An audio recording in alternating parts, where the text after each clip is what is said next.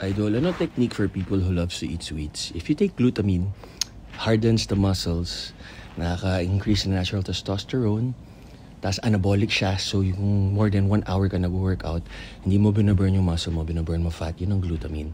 At the same time, tinatanggal niya yung sweet cravings. Ako naman, gusto ko ang ginagawa ko, pag kumakain ako ng sweets, na-time ko before workout o after, para yung energy nun, gigil sa workout. Or, protein shake, kung may budget, yan, sa Supplement Kingdom, look for Kevin Oribiada. Yan, Mutant Philippines, Python Nutrition, NutraPure, Collagen. Pili lang kayo kung nung flavor o nung brand ang gusto nyo, kaya ng budget nyo. Yung masarap kasi ang protein yung pinakamatamis na part ng dairy product, ng milk. Tapos at the same time, builds and repairs muscle.